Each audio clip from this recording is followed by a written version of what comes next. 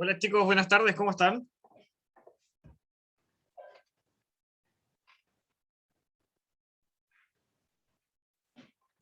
Hola, profe, ¿bien y usted? Como final de semestre, doctora, aunque falta harto para el final, bien cansado, pero bien, gracias. Sí, la verdad es que sí, me tocó manejar de vuelta a Vaca también, un calor así, pero asqueroso, que ha sido como la tendencia de los últimos días. Creo que nos espera un verano malísimo, malísimo. Chicos, creo que la tendencia de las últimas clases, igual que ahora, a ser muy poquitos, así que no creo que valga mucho la pena esperar a que llegue más gente. ¿Ya? Chicos, de lo que habíamos conversado la clase anterior y que tenía bastante lógica, me lo confirmaron por correo también.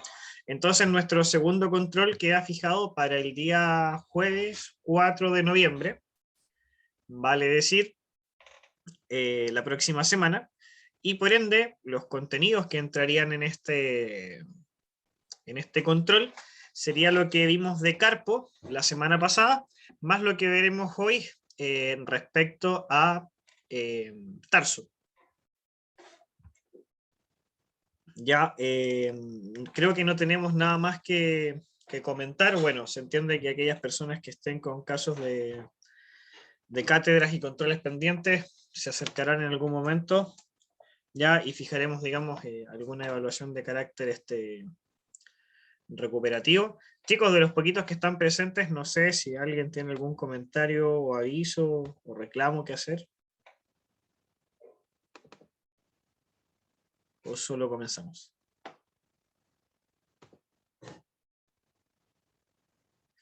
Constanza, te pido mil disculpas, ahora que lo mencionas, olvidé subirla, ¿ya?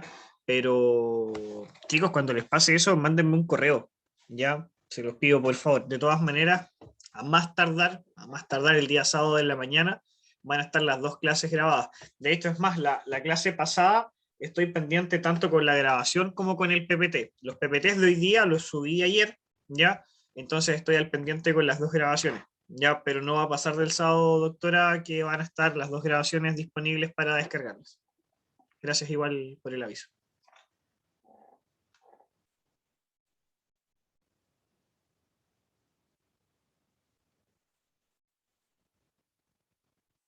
Entonces, chicos, vamos a comenzar con algo que creo yo no es muy complejo. Que vamos a ver entonces la región del tarso. ¿Ya? Énfasis en el concepto en región del tarso, porque nosotros no hablamos de una articulación del tarso, hablamos de una región del tarso, porque vamos a ver que esta región del tarso está compuesta por 4 articulaciones básicamente, y que por lo tanto es una región que incluye articulaciones.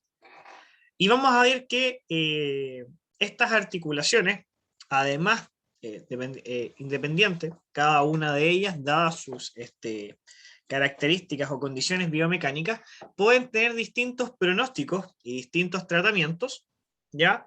Para las mismas patologías, ¿ya? Que va a ser un poco, digamos, el trasfondo, digamos, un poco la parte más de análisis de esta clase, ¿ya? Que tiene relación con eso, ¿ya? Claramente tenemos que comenzar con lo más básico, ¿cierto? Que va a ser un recordatorio de anatomía de la región del tarso, donde entonces, tal como se describe en el aspecto inferior de esta diapositiva, tenemos un tarso que está formado por 6 o 7 huesos, ¿ya? Si se fijan, ya partimos con algo que no es muy preciso, 6 o 7 huesos, por lo tanto, esto se parece un poco a lo que nosotros veíamos en la región del carpo, ¿cierto? Que nosotros veíamos, dame un segundo, perdón, veíamos cierto que en este carpo podíamos encontrar también un número no preciso de huesos, debido a que el carpo número 1 era, digamos, inconstante, podía ser 7 u 8 huesos, ¿ya? En el caso del tarso tenemos 6 o 7 huesos y ya hablaremos por qué se puede dar este fenómeno, ¿ya? Al igual que en el carpo, también vamos a ver la presencia de una fila proximal y una fila distal, ¿ya? No con un orden tan claro, tan estructurado como lo que veíamos en la región del carpo, ¿ya? Pero igual es, digamos, fácil de estudiar. Ahora, ¿qué es lo que nosotros vamos a ver? El primer hueso que nosotros vamos a estudiar en la región del tarso corresponde al talo, que corresponde a este hueso que nosotros vemos acá. Vamos a remarcarlo con 2 colores y ya vamos a hablar por qué.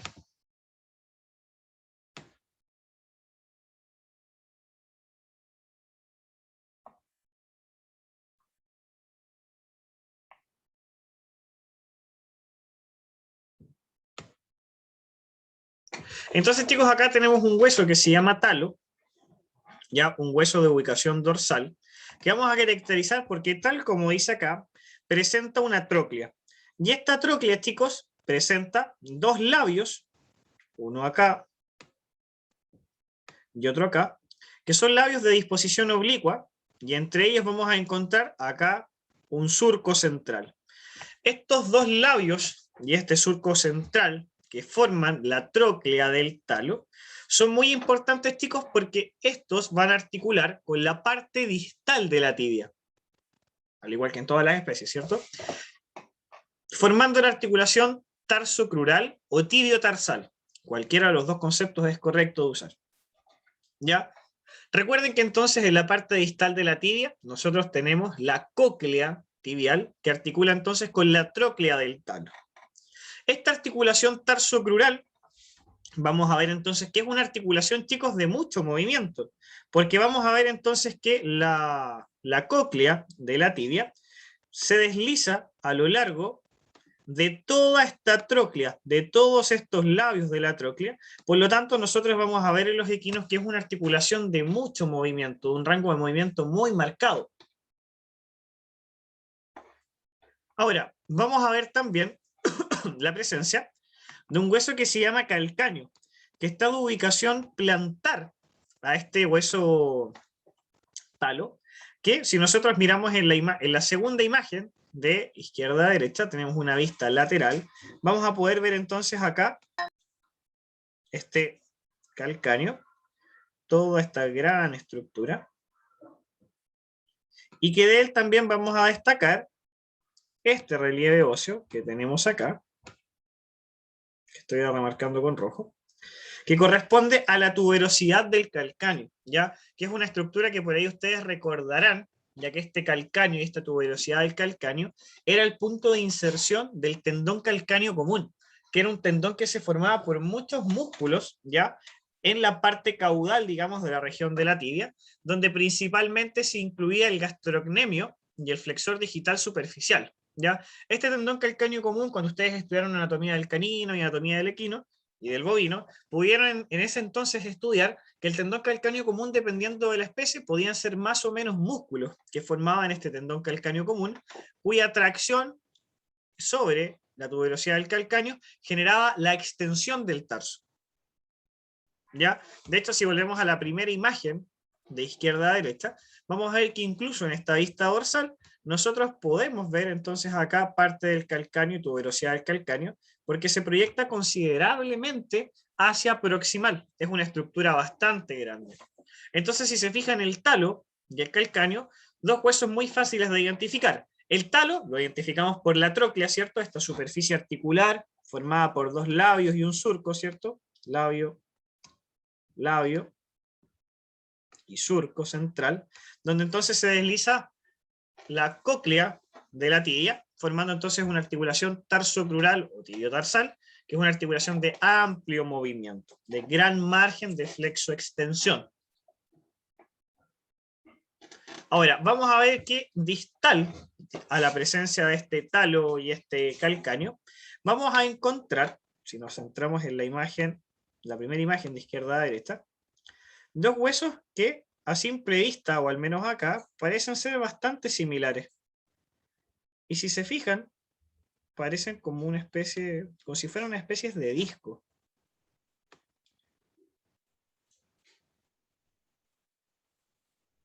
Que ahí está remarcado uno con rojo y otro con celeste, que corresponden respectivamente al tarso central y al tarso número 3, ¿ya? Que desde acá, desde un aspecto visual, desde un punto de vista de una muestra anatómica, una vista radiográfica, son huesos bastante similares en cuanto a tamaño, forma, con la salvedad que uno es dorsal, o sea, perdón, que uno es proximal y el otro es ventral, ¿ya? Y vamos a ver entonces que por el aspecto lateral de esta fila distal, donde nosotros encontramos el tarso central y el tarso 3, nosotros vamos a encontrar el tarso número 4. y por el aspecto medial vamos a encontrar el tarso 1 más 2, aunque este presenta una ubicación más plantar que el tarso número 4, y que lo podemos ver acá. ¿Por qué este tarso se denomina, o este hueso del tarso se denomina 1 más 2? Porque efectivamente corresponde... Fernanda, ¿será tu internet el que está con problemas o seré yo? Chicos, ¿todos me escuchan bien? Sí, profe. Ya, Sí, profe. Se escuchó bien, profe. ya, gracias chicos. Fernanda, lo siento, pero bueno, espero, tengo como fe que te vas a poder, digamos, apoyar después con la clase grabada. El campo, sí. Yo tengo siempre el mismo tema con el internet. Entonces, chicos, este tarso, 1 más 2, corresponde literalmente a la fusión del tarso 1 y el tarso 2, formando entonces un único hueso de ubicación medial, pero también con una orientación más hacia plantar. De hecho, si se fijan, en la vista medial, que es la tercera imagen de izquierda a derecha, logramos apreciar el tarso 1 más 2 acá, pero si miran la vista plantar, se ve incluso hasta considerablemente más grande. Ahora, volvamos un poco al inicio de esta diapositiva. ¿Por qué hablamos que está formado por 6 o 7 huesos? Porque vamos a ver, chicos, que en algunas ocasiones ya podemos encontrar que el tarso 1 y 2 no están fusionados, pudiendo estar presentes como tarso 1 y tarso 2 por manera separada. ¿Ya? Por eso es que hablamos de 6 o 7 huesos. En términos de la prevalencia, claramente siempre vamos a encontrar pacientes con, o sea, perdón, mayoritariamente, pacientes con 6 huesos en el tarso, vale decir, con una presentación de el tarso 1 más 2. Entonces, chicos, si nosotros pensamos en este tarso, entonces, que dijimos que es una región del tarso, porque son muchas las articulaciones que lo están formando, tenemos entonces acá, en este punto, la articulación tarsocrural, que es de la tibia con la troquilea del talo, ¿cierto? Y vamos a encontrar también una articulación que se denomina intertarsiana proximal, que va a ser la articulación que va a estar entre ¿qué estructuras? El límite proximal de esta articulación intertarsiana proximal, su límite proximal entonces va a ser la parte distal del talo y el calcáneo, mientras que el límite distal de esta articulación va a corresponder al tarso central, tarso 3 y tarso 1 más 2. Ligeramente hacia distal vamos a tener la articulación intertarsiana distal, que básicamente va a ser el espacio o articulación que vamos a encontrar entre el tarso central y el tarso número 3. Y por último, vamos a encontrar la articulación tarso-metatarsiana, que va a ser la articulación que vamos a encontrar entre el tarso 3, el tarso 4 y el tarso 1 más 2, que están articulando con la superficie proximal del tercer metatarsiano, que correspondería a la estructura que nosotros podemos ver acá. Y ojo, destacar acá, no solo tercer metatarsiano, pensemos que aquí también van a estar presentes el segundo y cuarto metatarsiano. Recordemos que en esta región tenemos los rudimentarios, al igual que en el metacarpio. Chicos, de momento se van enchufando, logran entender. ¿Cómo van? Cuéntenme, por favor.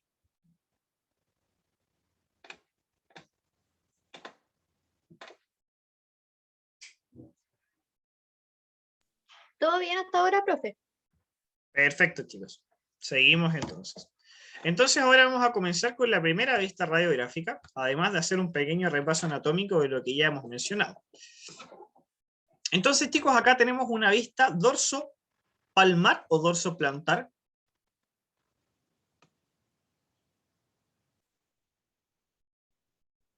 ¿Quién me ayuda?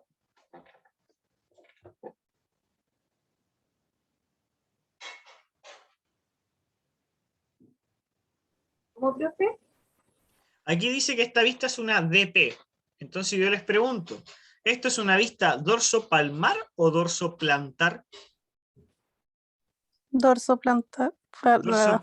Eso, muchas gracias, doctora. Dorso plantar, porque ahora claramente nosotros estamos en miembro pélvico, por lo tanto no podríamos decir dorso palmar, ¿ya? Entonces, si nosotros vamos hacia el aspecto más proximal de esta imagen radiográfica, nosotros vamos a lograr ver esta estructura de acá.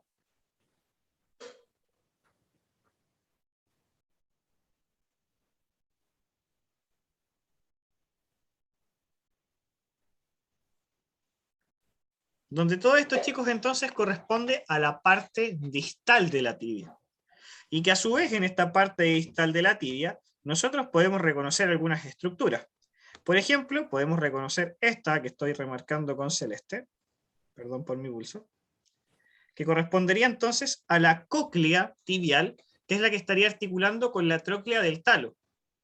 Y además podemos reconocer también dos eminencias óseas extraarticulares, que serían esta de acá,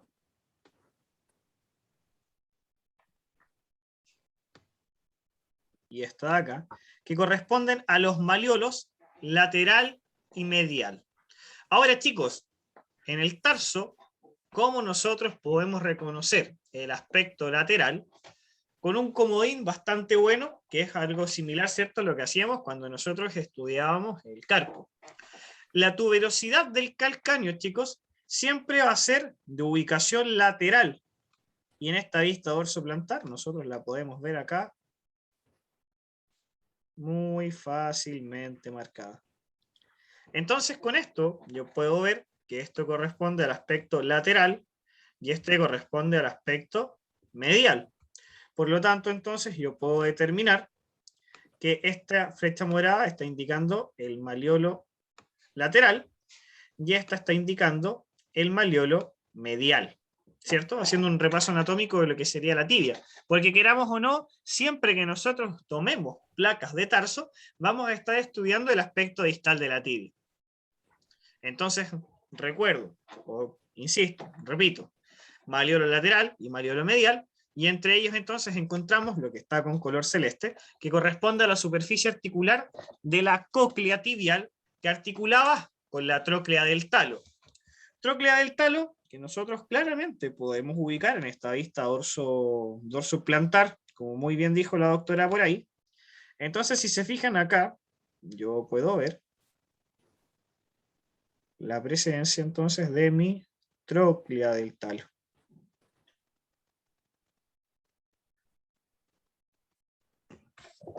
Ahí puedo ver la tróclea del talo. Y además también puedo ver el resto del talo, porque recordemos que el talo no es solamente la tróclea, sino que es una estructura bastante amplia que articula por su cara plantar con el calcáneo. Y recordemos que también además toda esta parte distal de él, déjenme borrar acá.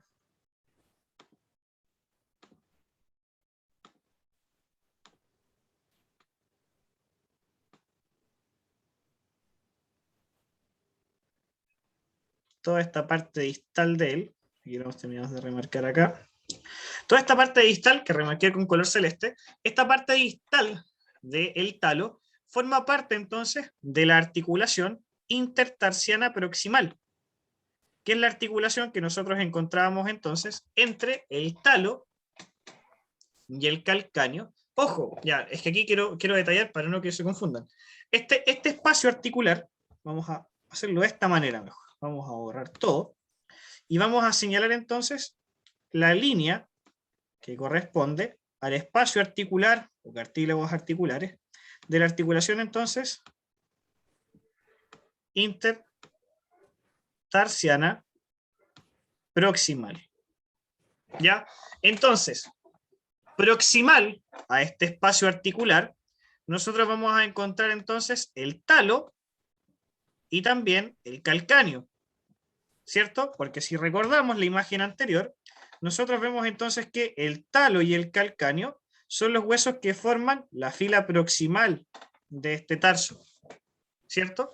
Entonces, volviendo a esta imagen, proximal a esta línea radiolúcida que corresponde al espacio articular o cartílago articular de la articulación intertarsiana proximal, proximal a esta línea entonces tenemos el talo y el calcáneo. Y distal a esta línea, nosotros vamos a tener acá el tarso número 3.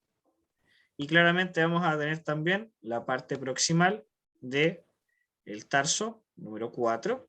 Y parte del tarso 1 más 2, que acá lo vemos en superposición porque es la ubicación más plantar. ¿Se van ubicando, chicos?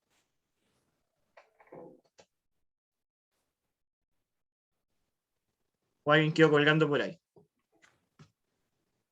Profe, ¿Sí? ¿podría repetir lo último que dijo? Que distal nos encontramos al tarso número 3 y parte proximal de dos huesos que no alcancé a Ya. retener. Lo que pasa es que acá, doctora, lo que más prevalece, digamos, en términos visuales, déjame volver a remarcar acá el espacio articular que estamos estudiando, que corresponde a la articulación intertarsiana proximal. Nosotros acá el hueso que vemos en la vista y en la muestra anatómica siente más prevalente, más grande, corresponde entonces al tarso que nosotros vemos acá, que corresponde al tarso central. Déjame indicártelo acá. Tenemos entonces el tarso central, ¿cierto? Que está acá, te lo remarco. Tarso central. Y ahora lo vemos acá. Tarso central. ¿Ya? Ahora, si nosotros recordamos que por el aspecto lateral y medial del tarso, a nivel de la fila distal, tenemos otras estructuras, claramente también van a estar participando en el espacio o formación de esta articulación intertarsiana proximal. Por eso es que entonces nosotros agregamos por el aspecto lateral la presencia de este, doctora, mira. Tarso número 4. Entonces nosotros lo vamos a ubicar acá por lateral. Y también la presencia de un tarso 1 más 2, que es de ubicación medial, pero orientado bastante hacia plantar, que entonces nosotros lo encontraríamos acá. Claramente estos dos huesos no son muy visibles en una vista dorsoplantar, porque son más pequeños y más orientados hacia plantar. Por lo tanto, siempre nosotros vemos más el tarso central y el tarso 3 que veremos a continuación. ¿Ya? Pero a modo entonces de ubicación topográfica anatómica, vemos entonces que tanto el tarso 4, tarso central y tarso 1 más 2 son los que están entonces limitando y también formando parte de esta articulación intertarsiana proximal, que es la que entonces nosotros estamos mirando. Vamos a borrar acá para dejar luego el espacio no.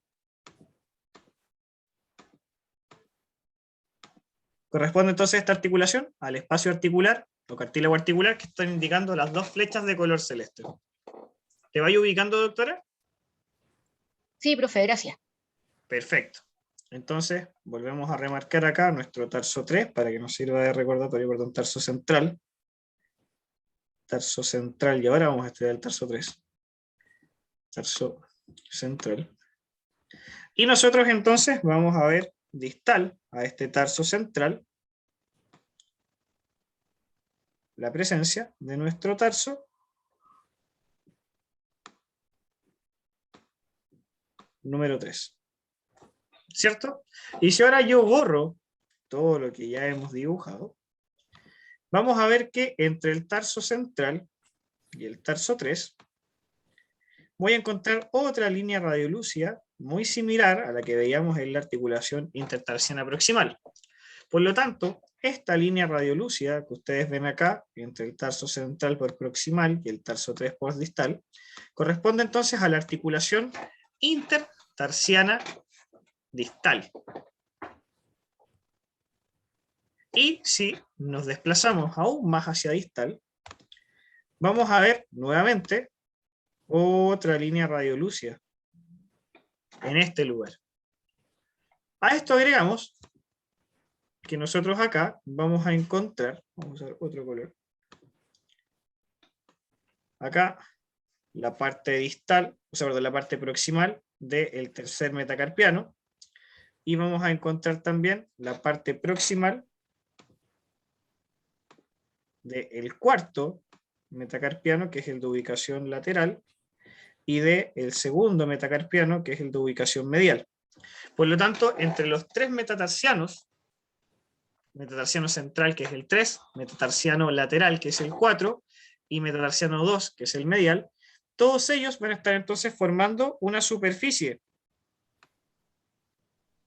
Y esta superficie, que va a estar formada por la parte proximal entonces de los metatarsianos, va a estar articulando a su vez con la parte distal de el tarso número 3,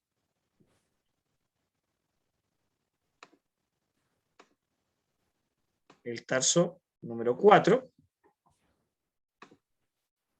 y también el tarso 1 más 2, ¿cierto? De hecho, nosotros por lógica podemos correlacionar el metatarsiano 4 con el tarso 4 y el metatarsiano 2 con el tarso 1 más 2. Entonces, chicos, todos estos huesos que acabamos de nombrar conforman esta articulación que nosotros vemos acá, que corresponde a la articulación tarso-metatarsiana.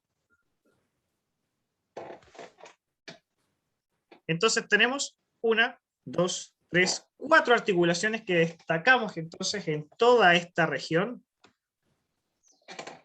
del tarso. Ahora, ¿qué detalles vamos a ver nosotros en estas articulaciones? Que cuando nosotros veamos un tarso en movimiento, un paciente normal que camina, nosotros en términos visuales vamos a ver una gran flexión y extensión de la región del tarso. Sin embargo, toda esta flexión y extensión que nosotros somos capaces de ver en nuestros pacientes, radica solamente en la articulación tarsocrural, mientras que articulación intertarsiana proximal, intertarsiana distal y tarso-metatarsiana se describen que son articulaciones de escaso o prácticamente nulo movimiento.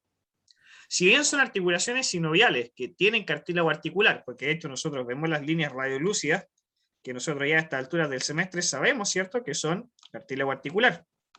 Ya tienen cartílago articular, tienen líquido sinovial, tienen cápsula articular, tienen todos los componentes de una articulación sinovial. Independiente que sean articulaciones sinoviales, su movimiento es nulo o muy poco movimiento, escaso movimiento. ¿Ya? Y esto, chicos, es lo que va a terminar repercutiendo en qué tan distintos pueden ser los pronósticos de distintas patologías. Porque entonces, chicos, yo se los comento de la siguiente manera para que desde ya empiecen a tener algunas nociones.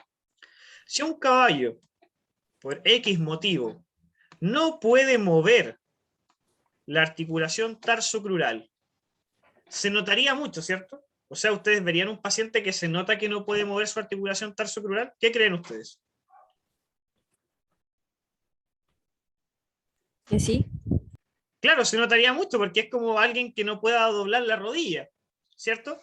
Pero claramente, si nosotros viéramos un caso donde no existe movimiento en esta región, hablemos intertarsiana proximal, intertarsiana distal y tarso-metatarsiana, la verdad es que la diferencia sería imperceptible. Ahora, al mismo tiempo, nosotros vamos a ver que si nosotros tenemos alguna lesión en una articulación como la tarsocrural, estas lesiones van a provocar mucho dolor, por pequeños que sean los hallazgos radiográficos. ¿Ya? Porque además, digamos, la alta tensión y el alto movimiento hace que cualquier proceso patológico, por menor que sea muy doloroso, al igual como también ocurre, por ejemplo, en la articulación del nudo. Sin embargo, chicos, por el contrario, vamos a ver que en las articulaciones de poco movimiento, ¿qué articulaciones de poco movimiento ustedes conocen? Intertarsiana proximal, intertarsiana distal, tarso-metatarsiana, pero hay una que nosotros comentamos la clase pasada, una articulación que de hecho la mostramos en flexión y vimos que prácticamente no se movía. ¿Alguien se acuerda o no? Eran re poquitos, en todo caso la clase pasada.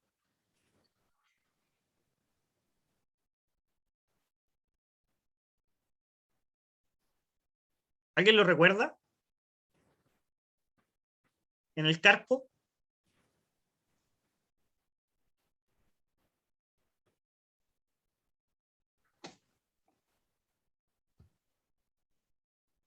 Esa, chicos, era la articulación carpo-metacarpiana. porque la articulación nosotros de hecho vimos que el carpo en flexión, el carpo intermedio se iba hacia proximal, el carpo radial hacia distal, veíamos que el espacio entre los huesos de la vista lateromedial flectada era tremendo, ¿cierto? Por eso también los huesos del carpo se iban hacia proximal y hacia distal, por ahí el carpo 4 también se movía un poco, pero veíamos que incluso en total flexión, la articulación carpo-metacarpiana prácticamente no se movía. En términos visuales estaba igual que cuando lo veíamos en la lateromedial estándar. Entonces, chicos, estas articulaciones de escaso movimiento, cuando presenten procesos patológicos, hablemos, por ejemplo, ¿por qué no?, artrosis, el dolor que van a presentar va a ser menor. Por lo tanto, también su clínica va a ser menor. Por ejemplo, un osteofito, acá en la articulación tarsocrural, va a generar una fusión sinovial tremenda, porque además esta es una articulación que tiene una cápsula articular muy amplia. Entonces va a presentar mucha inflamación, mucho dolor y una fusión sinovial tremenda.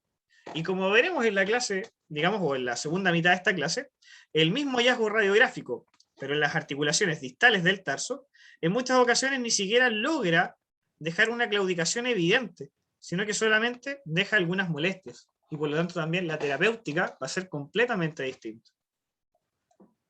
Ya tenemos, digamos, nuestro preámbulo para la segunda parte de esta clase. Ahora sigamos avanzando. Chicos, entonces, con lo que es anatomía, articulaciones que podemos encontrar en el tarso y vista dorsoplantar. ¿Van claros? ¿O alguien tiene alguna duda?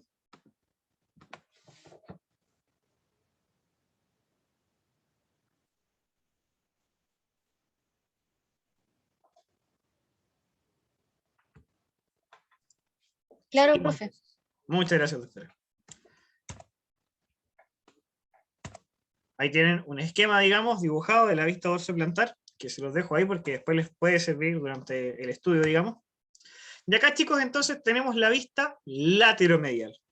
La vista lateromedial, entonces, vamos a ver que en este caso podemos ver la tuberosidad del calcáneo y gran parte del calcáneo sin superposición con el talo. ¿Cierto? Ahora, por el aspecto dorsal, vamos a poder ver desde otra perspectiva los labios de la tróclea del talo, como los podemos evidenciar acá, pudiendo incluso ver el contacto que tienen con la cóclea de la tibia. Ya podemos ver también articulaciones que ya hemos nombrado recientemente, acá articulación tarso-metatarsiana, articulación intertarsiana distal, articulación, creo que las nombré mal, perdón, mi concentración hoy día no está muy buena. Repito por si es que me equivoqué. Articulación tarso-metatarsiana, articulación intertarsiana distal, articulación intertarsiana proximal, ¿cierto? Acá podemos ver entonces, en términos topográficos fácil ubicarse, podemos ver nuestro tarso central, podemos ver también nuestro tarso número 3, y la verdad, chicos, es que esta vista no es muy útil para evaluar tarso 4 y tarso 1 más 2 porque están en clara superposición, ¿ya? Por lo tanto, ahí las vistas oblicuas son las que nos van a ayudar un poco a estudiar estos tarsos 1 más 2 y 4 en los casos clínicos que esto se vea requerido. Y bueno, claro está que hacia distal entonces nosotros vamos a encontrar nuestro tercer metacarpiano acá, y acá se logra ver parte de lo que sería este cuarto metacarpiano acá.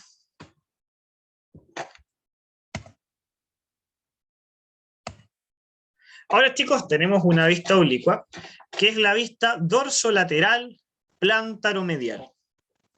Entonces, chicos, esta vista, ¿qué particularidades nos trae respecto de las vistas anteriores? Si se fijan, acá tenemos la tuberosidad del calcáneo. Por lo cual, inmediatamente, yo por un tema de lógica, puedo establecer que este es el aspecto lateral y este es el aspecto medial. Entonces, chicos, ahora si se fijan, yo puedo estudiar, por ejemplo, el labio medial de la tróclea del talo de manera bastante aislada. Si se fijan, ahí tengo todo el labio medial de la tróclea del talo. Porque ¿qué me ocurría en las vistas anteriores? Si nos vamos a la primera vista, a la dorsoplantar, claro, yo podía ubicar, digamos, topográficamente el labio, perdón, ese es el lateral, perdón. Yo podía ubicar entonces acá el labio medial de la tróclea del talo, pero está en clara superposición con la parte más plantar de este mismo talo y también con el calcáneo, por lo tanto su estudio no me logra ser muy específico. Entonces esta vista dorsolateral, plántaro-medial, me permite entonces ver el labio medial de la tróclea del talo sin superposición con el mismo talo y sin superposición con el labio lateral. Puedo ver también, si nos vamos hacia la parte más distal, ahora si se fijan, a diferencia de las vistas anteriores, acá yo puedo ver ahora mi tarso número 4, sin superposición con el tarso 3, sin superposición con el tarso central, ni tampoco superposición con el tarso 1 más 2. Que de hecho es más, el tarso 1 más 2, nosotros lo ubicaríamos aproximadamente en esta región, que está, digamos, superpuesto con la fila distal del tarso. Por lo tanto, esta vista no es para nada útil para estudiar, digamos, el tarso 1 más 2. Y podemos ver entonces acá, en esta región, el aspecto dorsomedial del tarso central y el tarso 3. Aspecto dorsomedial. Porque si se fijan nosotros acá, veíamos el aspecto dorsal de estos tarso central y tarso 3.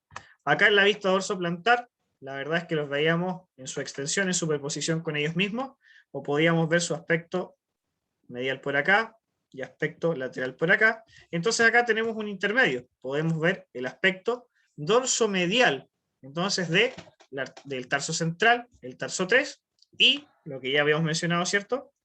Ver sin ningún tipo de superposición el labio medial de la tróclea del talo. Por el otro costado de la imagen, costado derecho de la imagen, destacábamos entonces que podemos ver el tarso número 4, ¿ya? De hecho lo podemos ver acá, fíjense, articulando con la cabeza del cuarto rudimentario, y vemos también entonces la tuberosidad del calcáneo sin superposición con otras estructuras. Chicos, ¿todo claro con la vista dorso-lateral, plántaro-medial? Sí, profe. Buenísimo, chicos, seguimos entonces. Esto me quedó como corrido, esto es como de la dorsoplanta. Estoy en otro lado. Ah, no, qué feo el dibujo, sí, efectivamente es la oblicua. Está bien feo.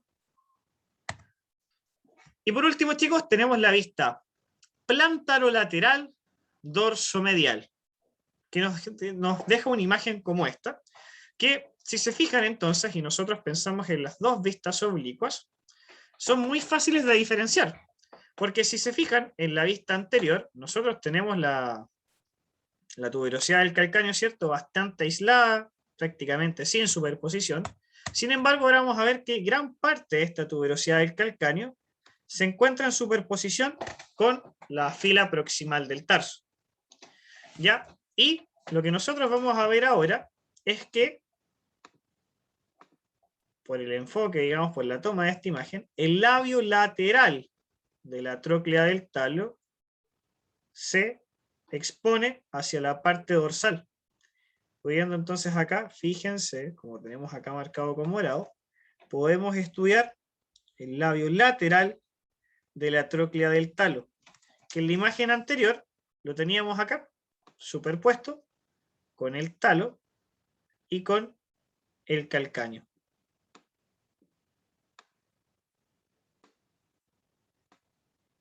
Y ahora lo vemos entonces acá aislado de manera dorsal, viendo entonces gran parte de él sin superposición con el otro labio de la tróclea del talo, con el talo, ni tampoco con el calcáneo. Y ahora podemos ver también el aspecto dorsolateral de los tarsos central y tarso 3. Y si nos vamos a la parte plantar de esta fila distal del tarso, vamos a ver entonces acá, fíjense, la presencia de nuestro tarso 1 más 2, ¿ya? Y también acá articulando con la cabeza, ¿cierto? De el segundo rudimentario.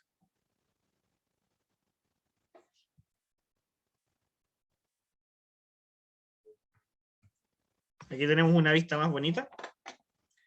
Para destacar que en esta vista plántaro-lateral dorso-medial se caracteriza porque el labio lateral de la tróclea presenta esta zona radiolúcida, chicos, esta especie de escotadura que se ve acá, que es como una especie de destapador de Pilsen, ¿ya? Esta depresión, esta zona radiolúcida, chicos, es normal y es característico de la vista plántaro-lateral dorso-medial. Es una de las cosas que necesito que recuerden, porque algo que siempre comentamos, no podemos por ahí describir como hallazgo radiográfico o como algo patológico, algo que es claramente normal, ya sea en términos anatómicos o en términos radiográficos, ¿ya? Así que chicos, por favor, no olvidar entonces esta zona radiolúcida que se ve acá en la vista plántaro-lateral dorso-medial. Ahí nuevamente el esquema, chicos. Chicos, ¿alguna duda con anatomía de tarso, vistas de tarso, articulaciones del tarso y generalidades del tarso?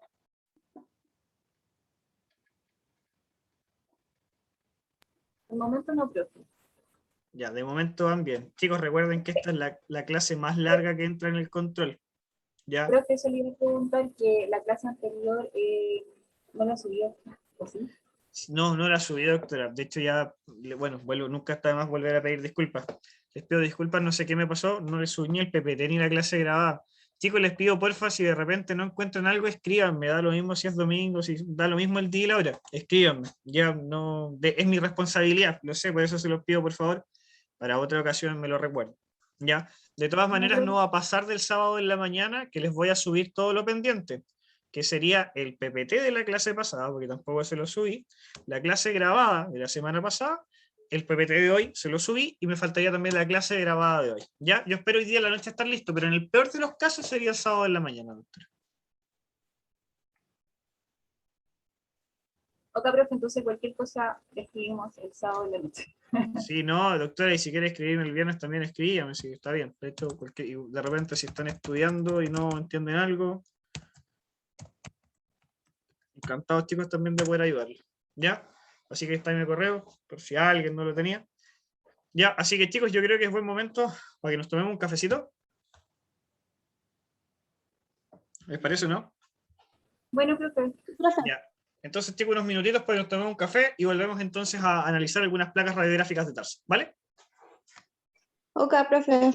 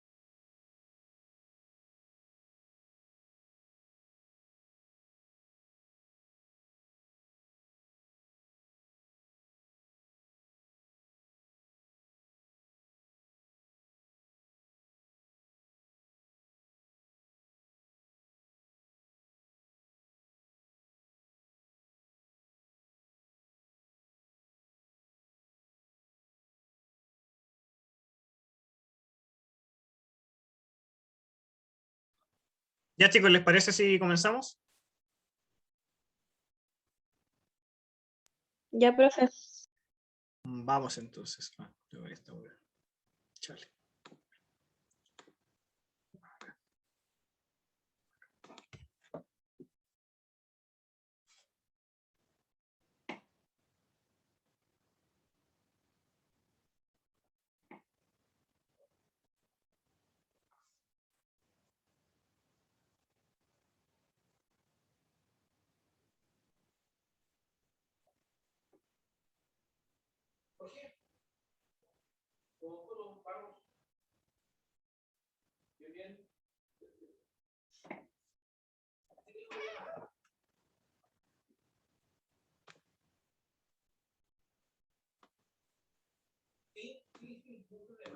Ya.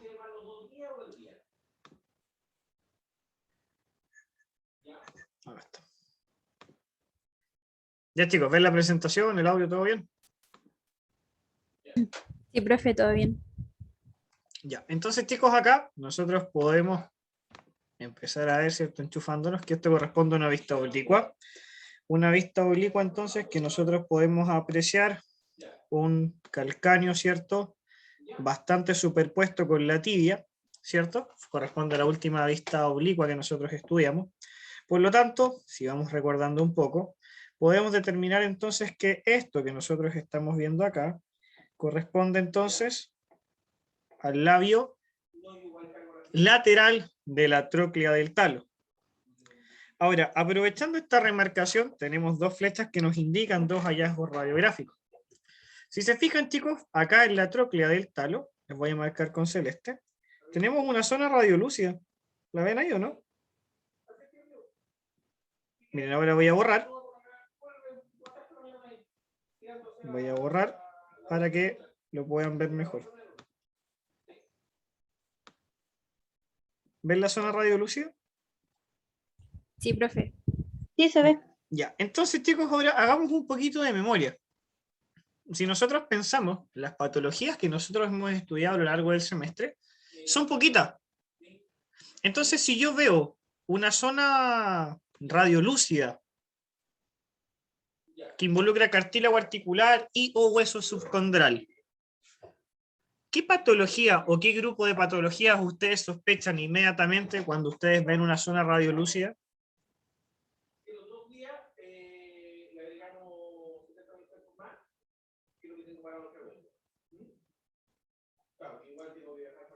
Artrosis. Si pensamos en artrosis, doctora, artrosis tiene osteofitos, tiene pérdida de espacio articular, que es disminución de la zona radiolúcida. Tenemos colapso articular, anquilosis. ¿Qué grupo de patologías se manifestaban con zonas radiolúcidas?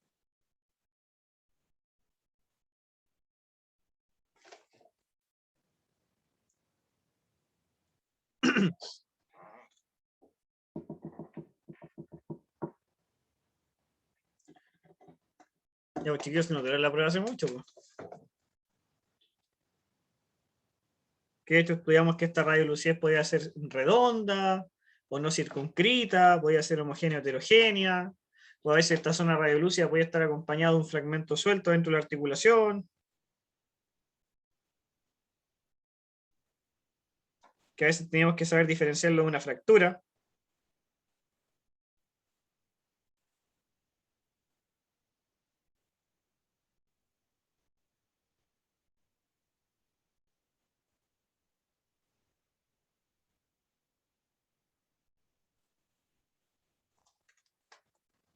¿Nadie, chicos?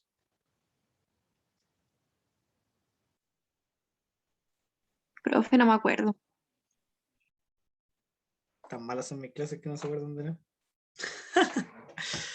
Chicos, cuando nosotros vemos zonas radiolúcidas dentro de una articulación, nosotros lo primero de lo que sospechamos son las enfermedades ortopédicas del desarrollo, vale decir, quistes subcondrales, osteocondrosis y osteocondrosis disecante. Lo que ustedes ven acá, chicos, acá esta zona radiolúcida, independiente que falten más vistas para determinar el diagnóstico, ya claramente sí es una enfermedad ortopédica del desarrollo, ya De repente por ahí podríamos discutir si es quiste o osteocondrosis, pero está claro que no sale más de ahí. Ahora, si se fijan en la flecha verde que tenemos más arriba, se indica un fragmento que está acá, miren, lo voy a delimitar con celeste. Ahí. Y ahora lo voy a borrar. ¿Ven el fragmento que está ahí o no? Sí, profe. Y ven que acá arriba hay una zona radiolúcida donde salió este fragmento.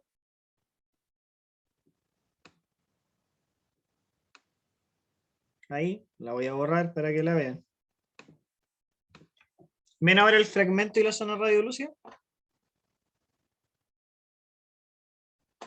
Sí, Eso entonces, chicos, si pensamos en una zona radiolúcida y un fragmento libre, eso es, pero chicos, descripción del libro de una OCD, la famosa osteocondrosis disecante. Y que de hecho, pues chicos, si ustedes empiezan a hacer memoria, yo les dije, 3 articulaciones que son las que presentan mayor prevalencia de estas enfermedades ortopédicas del desarrollo. ¿Alguien me podría decir alguna de las 3 al menos?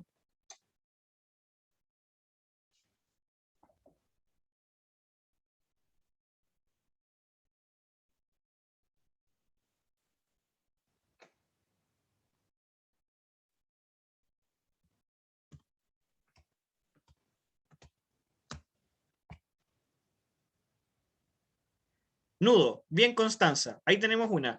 Consuelo, la pregunta fue, ¿cuáles eran las articulaciones que presentaban mayor prevalencia de enfermedades ortopédicas del desarrollo? La primera que nombra Constanza es la articulación del nudo. Bien. La segunda que nosotros nombramos es la articulación que estamos viendo ahora, po. La articulación tarsocrural o tibiotarsal. Esta articulación que vemos entonces entre los labios de la tróclea del talo y la tibia es la articulación tarsocrural o tibiotarsal, que también es una articulación de alta prevalencia de enfermedades ortopédicas del desarrollo, y como también vuelve a llegar Constanza, babilla, articulación femorotibial. ¿Se fijan? Entonces también se va asociando a lo que ya veníamos comentando hace muchas clases atrás, pues chicos.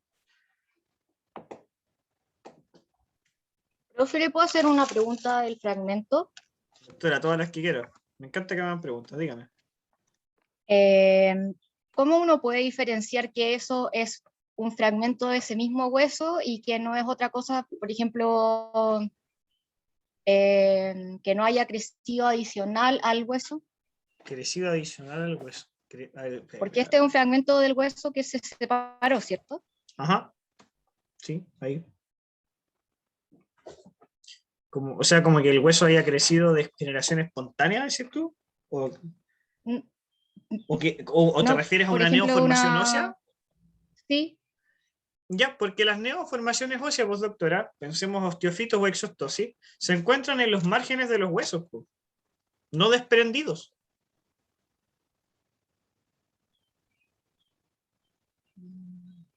Por ejemplo, mira, déjame buscar.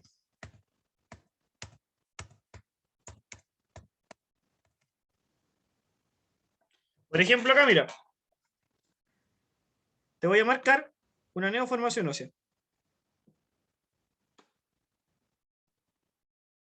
Ahí te marqué un osteofito. ¿Cierto? Porque yo veo que este, entre comillas, cachito, se genera a partir del hueso. Pero si yo, por ejemplo, doctora, te pongo un fragmento acá, ahí, que está claramente lejos del hueso, ¿cómo va a ser, digamos, un osteofito?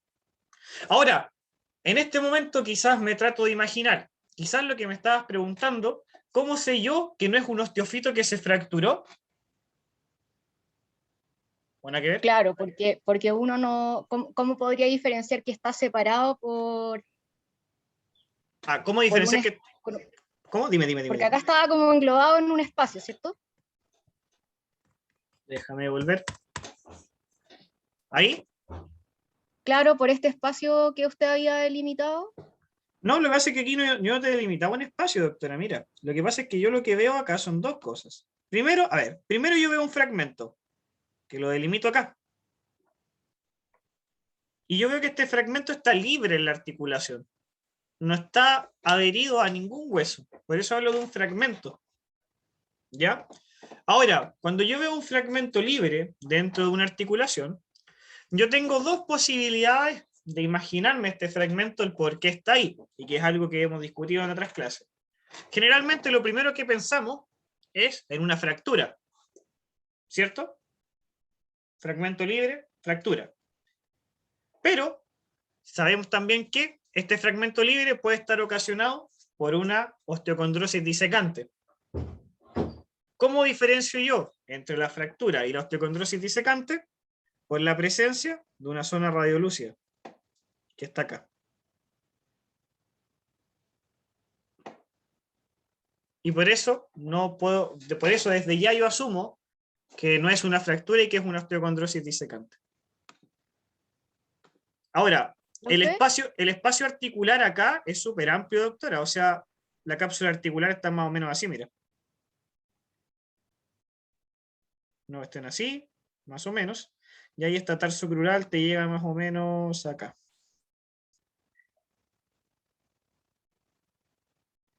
Mira, eso es más o menos tu cápsula articular, es un espacio súper amplio. Doctora, dígame, ¿qué me iba a preguntar? Le iba a preguntar si la zona que está detrás de este fragmento es como una sombra, ¿Detrás te refieres dorsal? O sea, perdón, ¿sí? proximal. O sea, es que no recuerdo el nombre que dijo cuando lo marcó. Marcó el fragmento y otra zona. ¿Esa?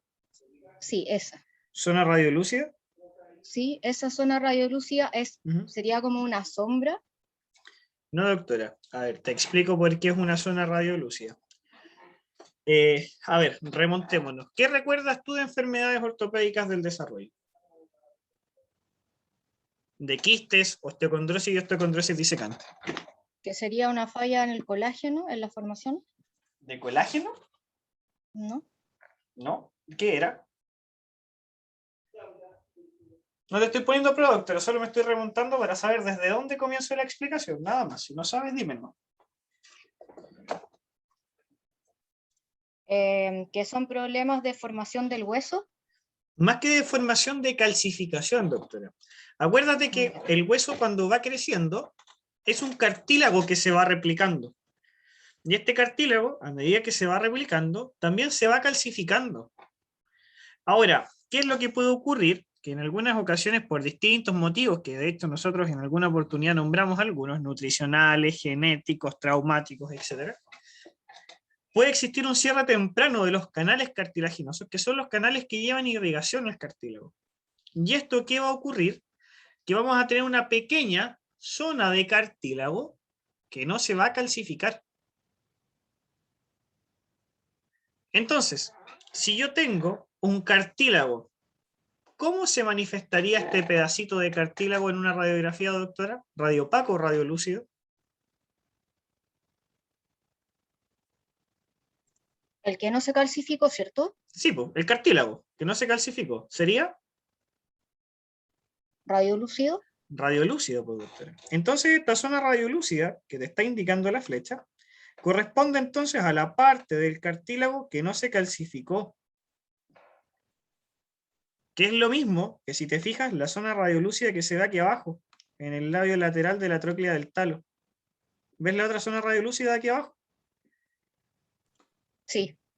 Esa zona radiolúcida, doctora, es lo mismo. Es también un segmento de cartílago que no se calcificó. Y que es, digamos, lo característico de las enfermedades ortopédicas del desarrollo. Y lo que pasa es que acá tienes dos presentaciones de las tres que nosotros nombramos cuando tuvimos la clase de enfermedades ortopédicas del desarrollo. La de arriba corresponde a la famosa OCD, osteocondrosis disecante. ¿A qué se refería esto? Que es cuando tenemos entonces esta zona radiolúcida, esta retención de cartílago, que la describen cierto los gringuitos por ahí, pero la OCD se caracteriza porque a nivel intraarticular deja un huesito, digamos un fragmento libre dando vueltas por ahí. Mientras que por su otra contraparte tenemos los quistes o la osteocondrosis, que no tienen fragmentos libres, pero también se caracterizan entonces por dejar entonces zonas radiolúcidas, que son cartílagos que no se calcificaron. Y por eso es que se manifiestan radiográficamente de manera radiolúcida. Entonces, con esta misma explicación, nosotros fue que en alguna clase, o en más de alguna, discutíamos, ya, pero si yo tengo entonces este fragmento de acá, ¿cómo sé yo que este fragmento no es una fractura? Mirando, digamos, esto. Porque si esto fuera una fractura, nosotros no encontraríamos una zona radiolúcida. Pero como es una enfermedad ortopédica del desarrollo, claramente tengo una zona radiolúcida. ¿Se logra entender, doctora, o no? Sí, profe. ¿Sí? ¿Me lo podrías resumir entonces, por favor? Para yo quedarme tranquilo. Con respecto a a este fragmento en particular, o a las enfermedades ortopédicas. Parta con lo que quiera. La escucho.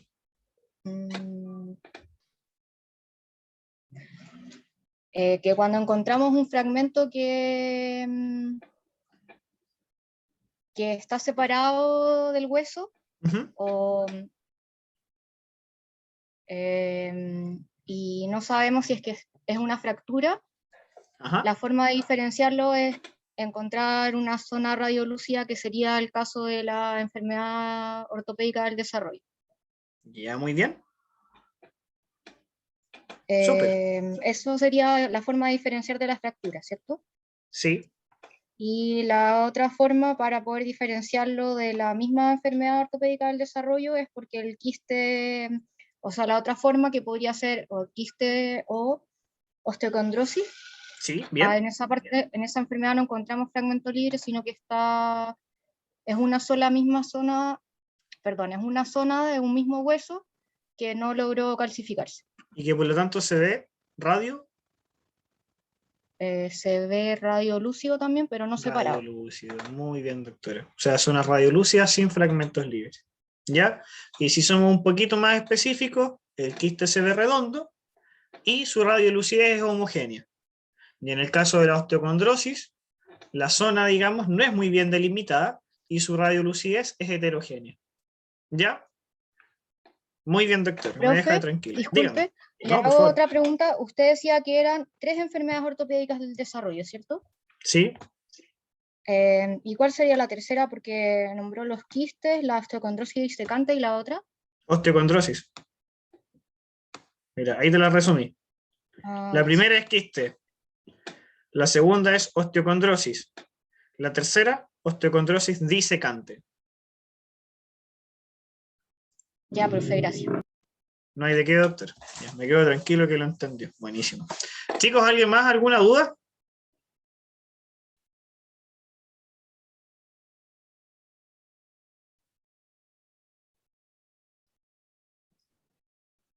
No, profe. Oh, sí, dígame, doctora. ¿Me dijo algo o me dijo no, profe? No, profe. Todo Ah, bien. ya.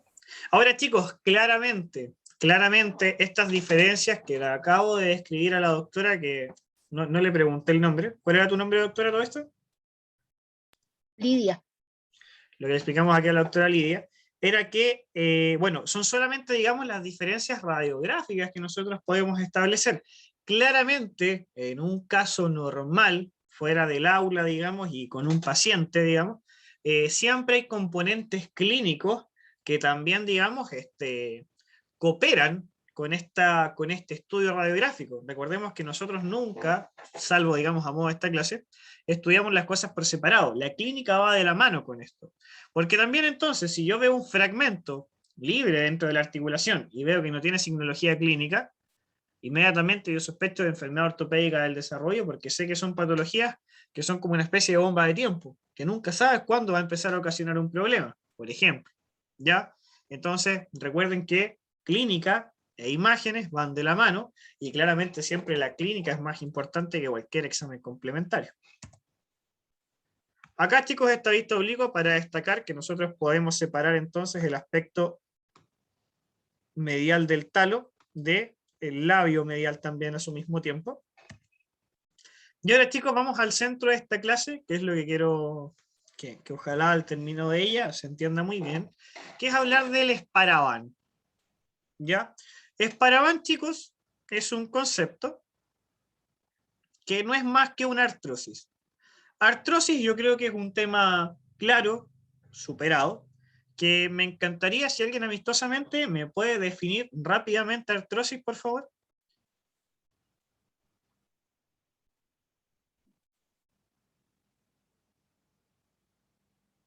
Así simplecito, chicos. Si alguien por favor me ayuda y me define artrosis.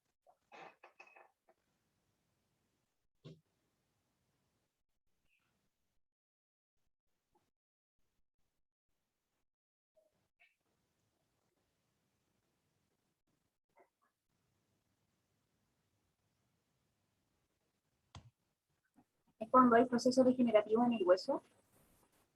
Más que en el hueso, en la articulación. Pero O sea, efectivamente eso es un proceso degenerativo. O sea, sabemos que la artrosis es una cuestión degenerativa que siempre va a ir empeorando y sabemos también que desde la parte terapéutica no tiene cura. Nosotros solamente podemos disminuir el dolor y evitar su progreso, pero es irreversible. Entonces, si nosotros generalizamos lo que hemos visto de artrosis hasta el momento, sabemos que tiene alta manifestación clínica, o sea, presenta una cojera. Sabemos que el pronóstico deportivo es de reservado a malo, porque sabemos que si bien hoy día el caballo puede presentar una buena respuesta al tratamiento, esto siempre va a empeorar. El pronóstico de vida, la verdad es que la mayoría de las veces siempre es bueno, ya en el caso de las artrosis, es raro que una artrosis interfiera en el pronóstico de vida, y la prevalencia es alta, ¿ya? Y digamos la prevalencia de las distintas articulaciones que presentan artrosis depende mucho de las disciplinas ecuestres, chicos. Nosotros cuando trabajamos en las distintas disciplinas ecuestres, las casuísticas y las probabilidades de ciertas lesiones son mayores. Por ejemplo, caballo de salto, alta prevalencia de problemas de ligamento suspensor del nudo, por ejemplo. Caballos de hípica, mucha prevalencia de inflamación de metacarpo, conocido también como cañeras. Y por ejemplo, caballos de rodeo, alta prevalencia de esparavan por la sobreexigencia de las regiones del tarso. Ahora, ¿qué es lo extraño que tiene este esparavan? Y que por ello vamos a partir por definirlo. Y necesito, chicos, acá, estos van a ser los 5 minutos más importantes de esta clase, donde requiero su atención. Vamos a definir, chicos, esparavan como una artrosis, pero la vamos a limitar a que esta artrosis corresponde a las 3 articulaciones distales de la región del tarso, o sea, una artrosis que puede incluir, que puede abordar artrosis de intertarsiana proximal, intertarsiana distal y o articulación tarso-metatarsiana. Entonces, lógicamente y desde ya, tenemos que entender que una artrosis de articulación tibiotarsal o tarsocrural no se considera como esparavan porque esa es una articulación de alto movimiento. Por lo tanto, entonces, volvemos a definir. Esparavan corresponde a una artrosis de una o más de las articulaciones del tarso que presentan nulo o escaso movimiento. Esta parte final, chicos, de la definición de esparavan es muy importante porque vamos a ver entonces que todos estos punteos que vienen a continuación cambian radicalmente de lo que nosotros estamos acostumbrados a ver en cuanto a la artrosis.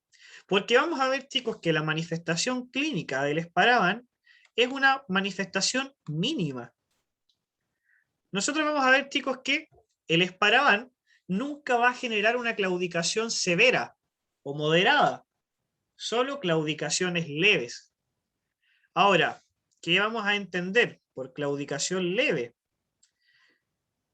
Que nosotros vamos a ver un caballo caminar y no va a claudicar. Vamos a ver un caballo trotar y no va a claudicar. Sin embargo, cuando nosotros hagamos una exigencia muy fuerte en esta articulación, vamos a ver una respuesta muy sutil, que muchas veces incluso no se manifiesta con una claudicación marcada, sino que la mayoría de las veces se manifiesta con un acortamiento de la fase anterior del paso. Entonces, si se fijan, es una molestia que recién se hace presente después de una alta exigencia. Muy distinto perdón, al concepto de artrosis que nosotros hemos estudiado generalmente, que ya tenemos la presencia de un pequeño osteofito que presenta gran efusión sinovial, que presenta gran dolor, ¿ya? Acá es todo lo contrario. Pronóstico deportivo, por ende, muy buen pronóstico. El Esparavan tiene excelente pronóstico deportivo, porque un Esparavan jamás va a impedir el desempeño al 100% desde el punto de vista deportivo, con las terapéuticas adecuadas, claramente, pero es de muy buen pronóstico deportivo. Pronóstico de vida, ni qué decirlo. Y la prevalencia va a ser muy alta en caballos de rodeo o también en caballos de adiestramiento.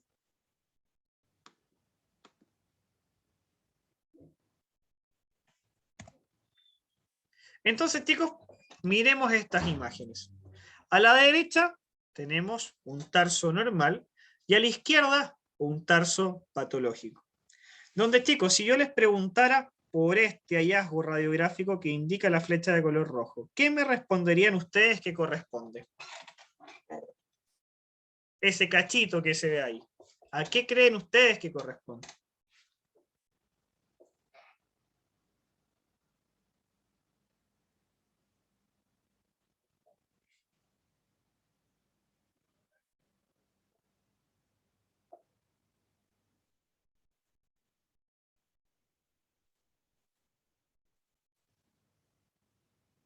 Osteofito, muy bien, Constanza, porque es muy fácil de identificar. Si ustedes piensan, tenemos un cachito que es una neoformación ósea y que está muy cercano a una articulación. Ya por ahí alguien podría haberse, digamos, no haberse quemado, no haber metido las manos al fuego y decir, una neoformación ósea.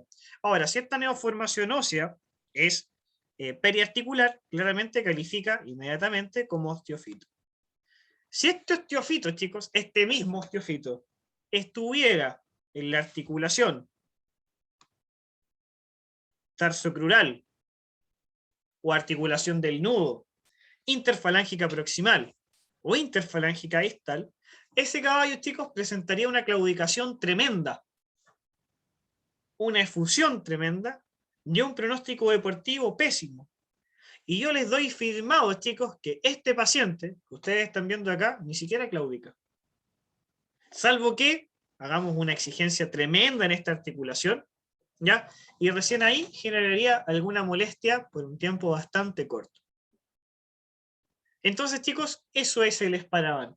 Es una artrosis, pero como ocurre en articulaciones de poco o escaso movimiento, el dolor o la molestia clínica que generan estos hallazgos asociados a la artrosis son mínimos.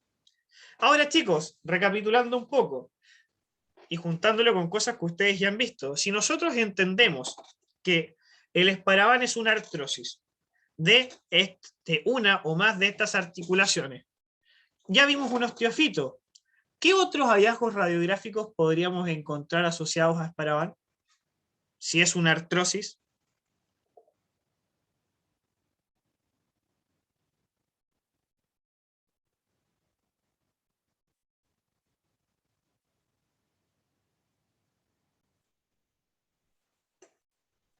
O en una artrosis encontramos solamente osteofitos y nada más.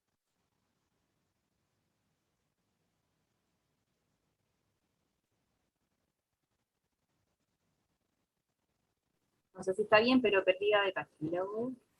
Eso, pues, doctora, muy bien. Pérdida de cartílago articular. Excelente, pues, doctora, bien. ¿Ya? ¿Y qué pasa cuando esta pérdida de cartílago articular, doctora, se acentuaba?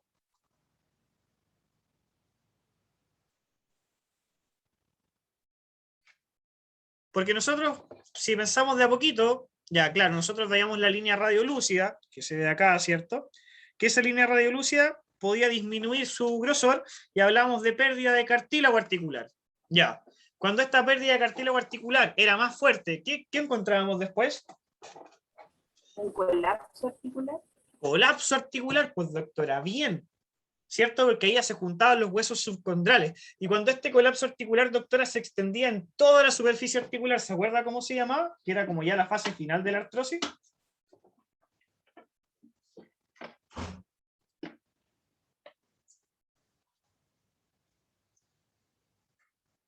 ¿Alguien se acuerda, no? ¿Qué ocurría?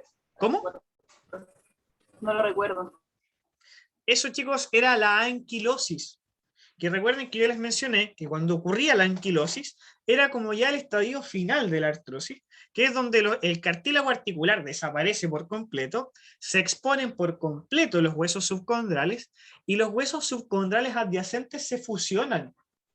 Y al fusionarse, se pierde el cartílago articular claramente, se pierde la capacidad de movimiento también, se calcifican la cápsula articular y los ligamentos periféricos, y también se pierden los terminales nerviosos. Por lo tanto, tampoco hay dolor. Por ejemplo, ¿les llama la atención algo de esta radiografía?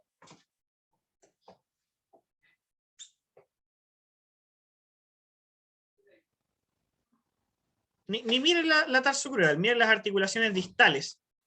¿Les llama algo la atención?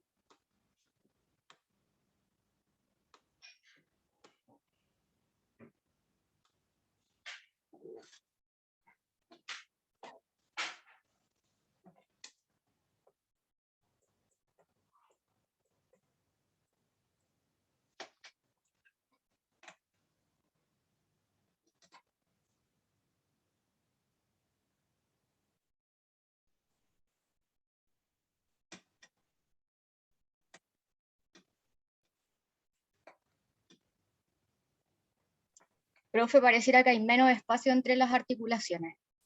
Ya.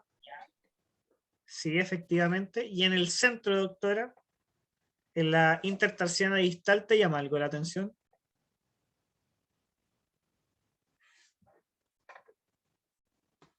Acá.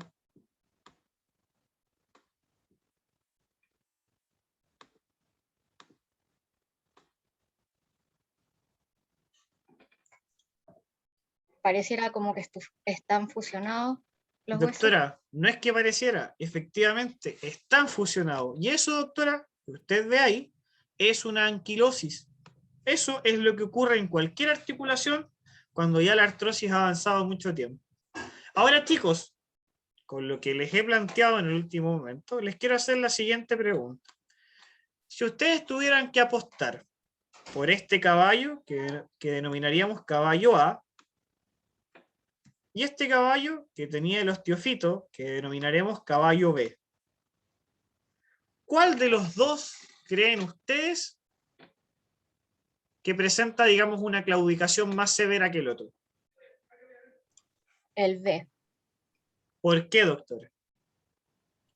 porque la patología presenta mayor claudicación Lo que pasa Los por dos, el... que los dos tienen el mismo diagnóstico, tienen artrosis de articulaciones de poco movimiento. Los dos tienen esparavan.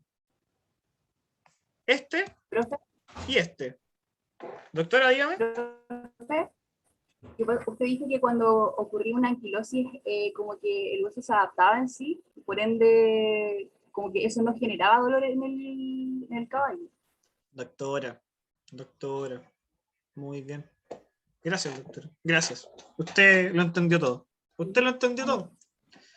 Entonces, si nosotros miramos este caballo, claro, tiene una anquilosis, o sea, ya la artrosis llegó al final. Pero tenemos que pensar que esta articulación intertarsiana distal nunca se movió mucho. La verdad es que la diferencia de movimiento que tiene esta articulación con anquilosis con la que no tiene anquilosis, la diferencia de movimiento para nosotros es imperceptible. Y sabemos que aquí ya no hay terminales nerviosos. ¿Por qué? Ya ocurrió la anquilosis definitiva. En cambio acá tenemos un osteofito y por lo tanto tenemos un proceso de artrosis aún en evolución con un proceso inflamatorio de por medio. Entonces es lógico ver o creer o entender que este caballo A prácticamente no presenta una claudicación, o al menos asociada a la articulación intertarsiana distal. Y claramente, este caballo B sí puede presentar molestias en los momentos de más exigencia de su disciplina ecuestre. No cojera, pero sí molestia. Ahora, chicos, yo les pregunto lo siguiente, nuevamente pensando en todas las ideas que hemos expuesto hasta ahora.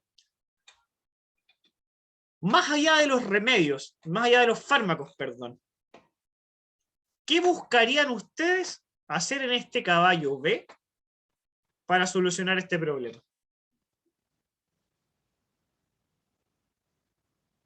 De partida que está en reposo.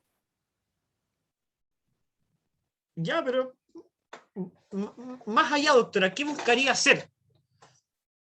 Más allá de los reposos, las herraduras y los fármacos, ¿qué buscaría ahí en esta articulación? Sanarla no puedes, porque es irreversible. ¿Qué buscarías hacer en esta articulación, en este caballo B?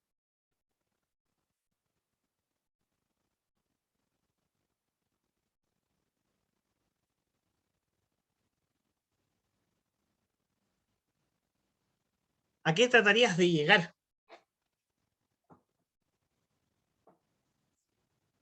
Para solucionar este pequeño problema.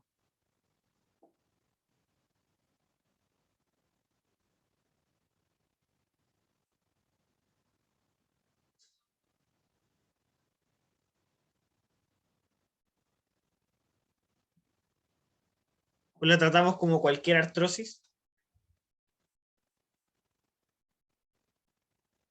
Porque cualquier artrosis usamos, no sé, pues, ácido hialurónico intraarticular, y en definitiva lo que buscamos es evitar el progreso de la artrosis, ¿cierto? Ese es el final del manejo de una artrosis, ya sea farmacológico o digamos ortopédico. Nosotros buscamos aliviar el dolor, disminuir la presión y evitar que la enfermedad progrese, ¿cierto? ¿Ustedes lo tratarían de esa manera esta articulación o lo tratarían de manera diferente?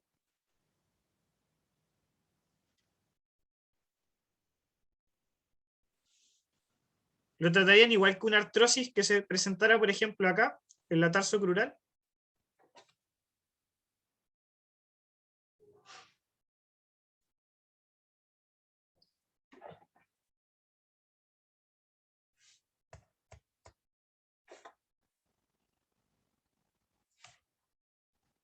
Ya, pues chicos, jueguensela con algo. ¿Sí o no?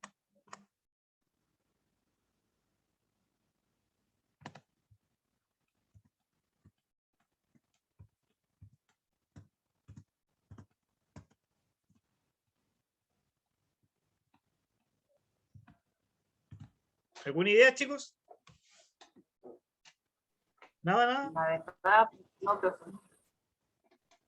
¿Cómo, doctora? Perdón, no lo entendí. Que no se me viene, o sea, yo sé que no se debe, o sea, no se deberían tratar de la misma forma, pero no se me viene nada a la mente. ¿Y por qué no, doctora?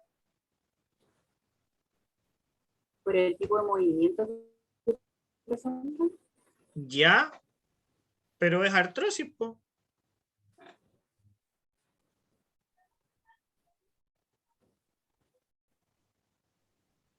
Pero la explicación va por otro lado, pues, chiquillos. Piensen que este caballo B, llegamos a la deducción que este osteofito presentaba una molestia. Y yo les dije que este caballo A, que tenía anquilosis, estaba en perfecto estado. Entonces yo le propongo lo siguiente.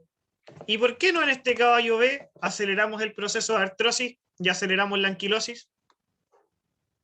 Entonces yo elimino este espacio articular, elimino esta articulación, elimino este dolor, acelerando el proceso de anquilosis. No va a haber dolor, no tengo, digamos, una limitación biomecánica, porque esta articulación nunca tuvo un alto movimiento. Eliminé el dolor y mi paciente está genial compitiendo. ¿O no están de acuerdo conmigo? Profe, ¿y eso cómo se haría? Fácil, pues, doctora. Nosotros cuando administramos un fármaco a nivel intraarticular, al igual que un fármaco que se administra a nivel sistémico, tiene un margen de seguridad. Vale decir, una dosis en la que tiene un efecto terapéutico, pero que si sobrepasamos esa dosis, tiene un efecto tóxico. Por lo tanto, yo puedo meter en esta articulación intertarsiana, tarso-metatarsiana, metilprednisolona, pero en dosis tóxicas. Entonces esta metilprednisolona va a generar un ambiente tóxico dentro de la articulación y va a estimular entonces a acelerar los procesos degenerativos del cartílago articular. Y por lo tanto, puedo estimular la anquilosis de esta articulación.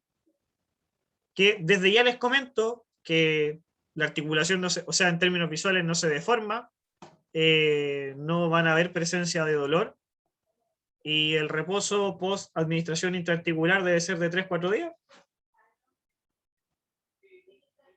Y si es que algunos colegas ni siquiera dan ese reposo. Y después de eso vamos compitiendo sin ningún problema y por mucho tiempo. Sin ningún tipo de complicación. Entonces, chicos, acá vemos la importancia de entender la biomecánica de las articulaciones que nosotros estamos estudiando. Porque, repito, chicos, si este mismo osteofito que nosotros estábamos viendo acá, lo tuviéramos, por ejemplo, no sé, acá, tendríamos una tremenda claudicación, una alta efusión, la capacidad de movimiento limitada, un pésimo pronóstico deportivo, porque la articulación tarsocrural es una de las articulaciones más complejas de tratar las artrosis.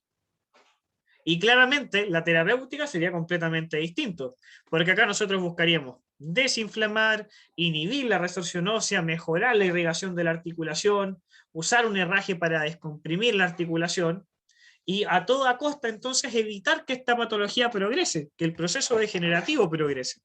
Pero como estamos acá abajo, acá distal, ¿cierto?, en una articulación de escaso o nulo movimiento, la terapéutica es mucho más fácil y claramente también de mucho mejor pronóstico.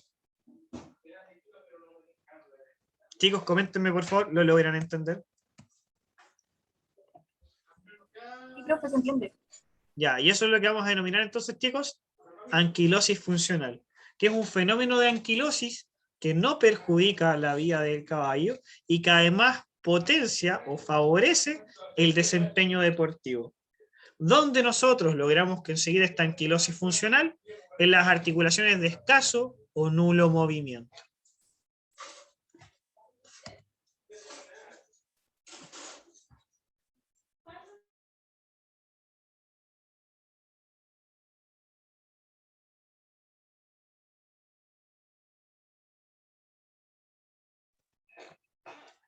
Chicos, ¿esta clase hasta qué horas dura?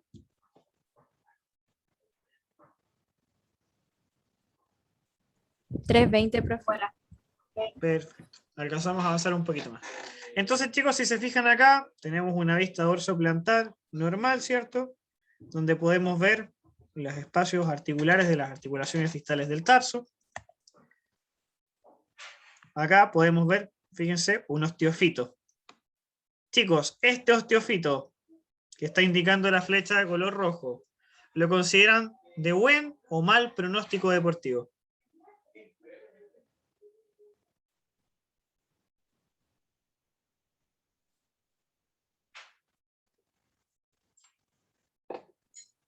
está más radiolúcido. ¿Cómo, doctora?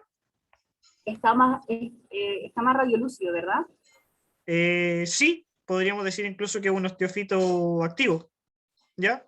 Pero por la ubicación, por la articulación que compromete, doctora, más allá si está activo o inactivo, ¿cómo creen que es el pronóstico?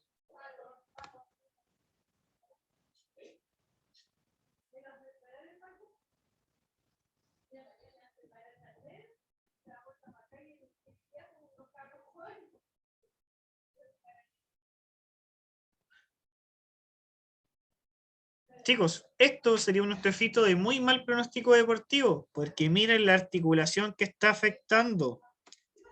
Articulación tarsocrural.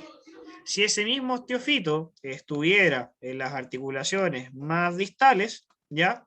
Sería de muy buen pronóstico, ¿ya? Entonces, chicos, acá el ejercicio es rápido, es simple.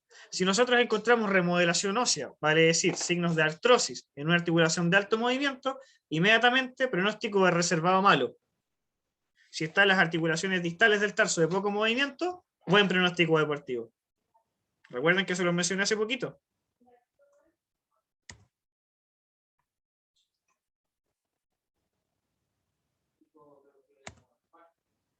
Ya, entonces chicos, acá, vamos, esperen un segundo.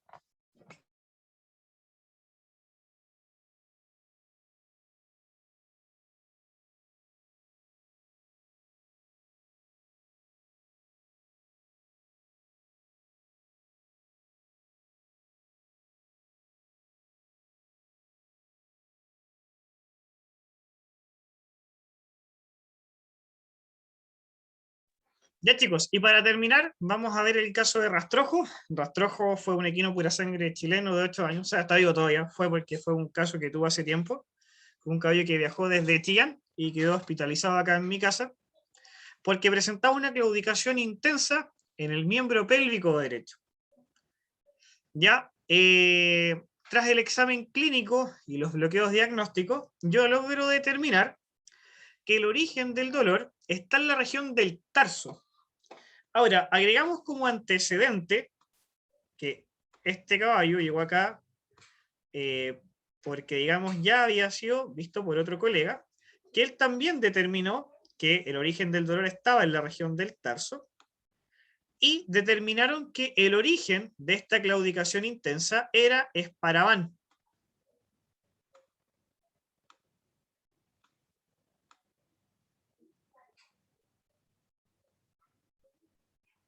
¿Qué opinan de eso?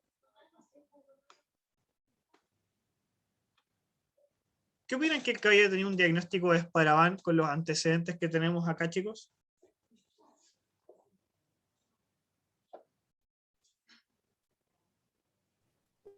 No concuerda con la claudicación intensa. Excelente, pues, doctora, excelente. Entonces, si yo determino que el paciente tiene una claudicación intensa, determino que tiene una claudicación a nivel del tarso, inmediatamente, muy bien, doctora, muy bien, yo descarto absolutamente que el caballo tenga Esparaván. Entonces sacamos las placas de tarso y este caso es un caso bastante extraño, donde si se fijan, claro, acá tengo un osteofito, acá tengo otro osteofito, pero fíjense qué tengo acá. Y fíjense qué es lo que yo encuentro acá. ¿Qué les llama la atención, chicos?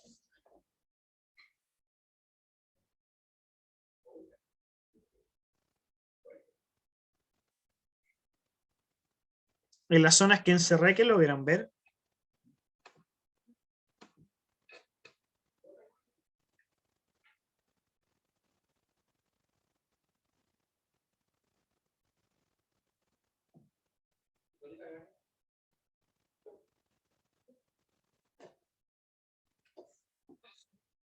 ¿O está normal?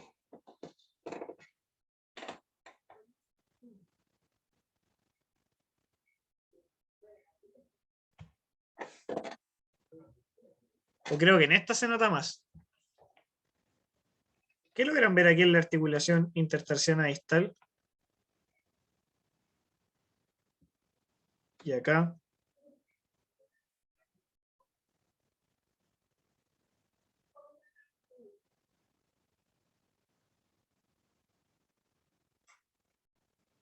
Una zona más radiopaca.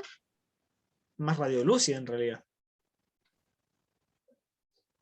Si se fijan, vemos zonas radiolúcidas en el tarso central y en el tarso 3, que es lo que se describe como casos de inversión de radiodensidad. Porque fíjense que acá, por ejemplo, tenemos un tarso central radiolúcido en esa zona.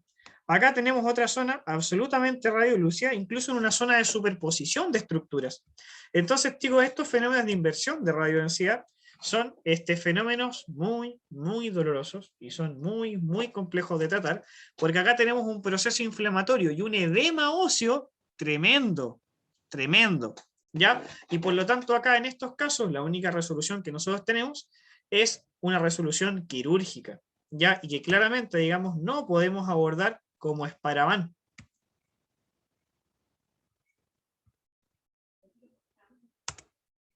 Chicos, dudas, consultas, preguntas, reclamos, avisos. Profe, Dígame, el doctora. proceso inflamatorio que mencionó al final, Uh-huh. ¿cómo se podría describir en la radiografía?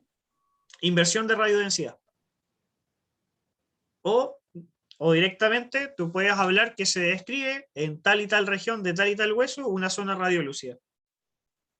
¿Se acuerda de que tú al final describes lo que es? Pues no necesariamente tienes que dar un diagnóstico. O sea, de hecho, a ver, mira. Vamos de nuevo a las imágenes. Esta creo que es como la más... Por ejemplo, ¿qué describimos acá?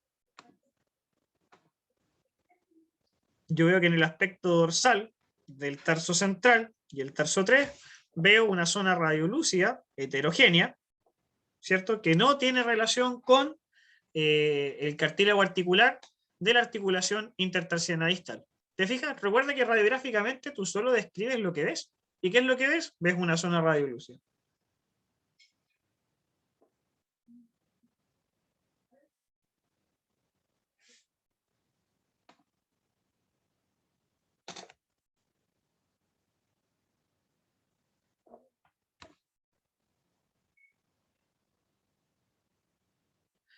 Profe, ¿cuál sería la causa de esa inversión de radiodensidad? ¿Por qué pasa eso? Mira, son casos bastante extraños, de no mucha frecuencia, y son procesos inflamatorios a nivel óseo, doctora.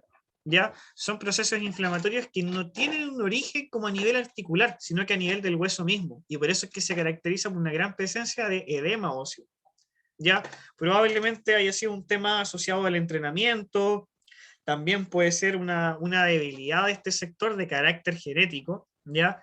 De hecho, en las distintas disciplinas ecuestres se ve que, así como hay líneas genéticas que tienen muchas potencias, digamos, a nivel deportivo, también algunas debilidades. Y hay ciertas líneas genéticas de caballos que presentan, no sé, por ejemplo, una cierta debilidad o menor resistencia, digamos, en la articulación del nudo, otra en las articulaciones del tarso. Entonces puede haber tanto un tema traumático, un tema terreno, un tema ambiental, un tema de herraje, o también una mezcla de todos.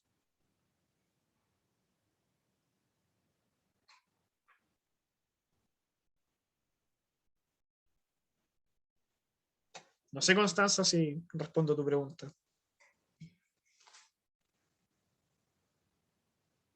Buenísimo, doctor. Chicos, ¿alguien más? ¿Alguna consulta, una pregunta, un reclamo, un aviso? Entonces el control queda para, es que yo me he conectado y desconectado, el control queda para la próxima semana, ¿verdad? Sí, efectivamente, doctora, para el día 4, en el horario de clases, a las 1:10, 1:20, ahí igual les publico previamente la hora con más detalle. Y el control sería bastante fácil, creo yo, porque entraría a la clase hoy día y lo que vimos de Carpo de la semana pasada. ¿Ya? Y también les recuerdo que a más tardar el sábado en la mañana voy a estar subiendo todo el material que está pendiente. ¿Ya? Así que yo creo que debería ser una instancia para asegurar una muy buena nota, ¿eh? Un control con una clase y media prácticamente, la verdad es que está bien fácil, creo yo. Así que aprovechenlo. Hola, profe. Gracias. No hay de qué, doctora. Bueno, chicos, recuerden entonces, cualquier cosa me escriben, cualquier duda, problema que tengan con el material o durante el estudio, me escriben, no hay ningún problema.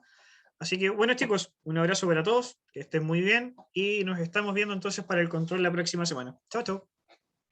Chao, profe, que Chao, esté bien. profe, gracias. Chao, profe, que esté bien.